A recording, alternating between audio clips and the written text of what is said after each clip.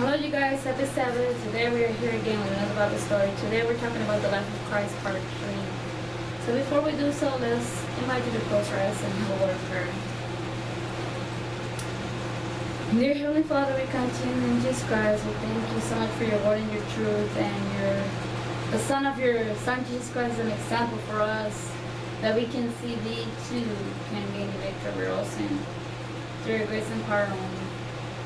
So please be with us as we study and bless us with the forgiveness of our sins also. In Jesus' name, amen. Alright, you guys, before we start, you see this beautiful, beautiful scenery here of the baptism of Jesus Christ. Let's go to the book of Matthew chapter 3.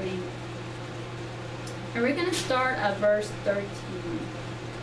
Then cometh Jesus from Galilee to Jordan unto John to be baptized of him. But John forbade him, saying, I have need to be baptized of thee, and comest thou to me? Verse 15. And Jesus answered, said unto him, Suffer it to be so now, for thus it becometh us to fulfill all righteousness. Then he suffered him. Verse 16. And Jesus, when he was baptized, went up straightway out of the water. Why did Jesus went up straightway? Because Jesus, when he was baptized, he went all the way inside the water, right?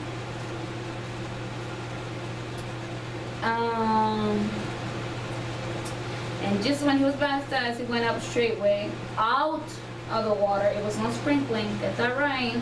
And lo, the heavens were opened upon him, and he saw the Spirit of God descending like a dove and lighting upon him. And lo, a voice from heaven saying, This is my beloved Son, in whom I am well pleased. So from here we see Christ set to be baptized. And here we have him now in the water. And then John the Baptist supposed to baptize him, but what happened? He saw his sinfulness, right? He saw his sinfulness, so he's like, how can I baptize this spotless, sinless Son of God? No, God, you baptize me. That's how we will put in our words today.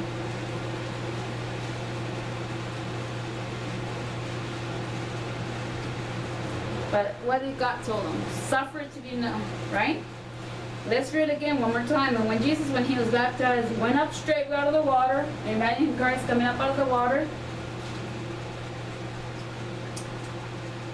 And lo, the heavens were open, and he saw the Spirit of God descending like a dove and gently lighting on him. And lo, a voice from heaven saying, This is my beloved Son, in whom I am well pleased. So when Jesus Christ was baptized, he was not baptized because he sinned.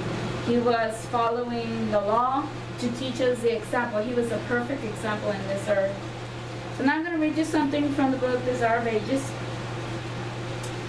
page 110. It says, when Jesus came to be baptized, John recognized him a period of character that he had never before perceived in any man. That's very interesting. The very atmosphere of his presence was holy and awe-inspiring. Among the multitudes that he had gathered about him at the Jordan, John had heard dark tales of crying, and had met souls bowed down with burden of marks of sins. But never had he come in contact with a human being from whom there breathed an influence so divine. All this was in harmony with what had been revealed to John regarding the Messiah. Yet he shrank from granting the request of Jesus. How could he, a sinner, baptize the sinless one? And why should he, who needed no repentance, submit to a rite that was a confession of guilt to be washed away? As Jesus asked for baptism, John drew back, exclaiming, I have need to be baptized of thee, and comest thou to me? With a firm, yet gentle authority, Jesus answered, Suffer it to be so now. For thus becometh us to fulfill all righteousness. And John, yielding, let the Savior down in the Jordan, and buried him beneath the water. And straightway, coming out of the water, Jesus saw the heavens open, and the Spirit like a dove descending upon him. Jesus did not receive baptism as a confession of guilt on his own account. He identified himself with sinners, taking the steps that we are to take, and doing the work that we must do. His life of suffering and patient endurance after his baptism was also an example to us. Upon coming out of the water, Jesus bowed in prayer on the river bank. A new and important era was opening before him. He was now upon a wider stage, entering on the conflict of his life. So as soon as Christ is going to be baptized, what's going to happen? He's going to enter into the temptation. So we'll be right back with you guys. So start talking about the Bible story on the temptation of Christ.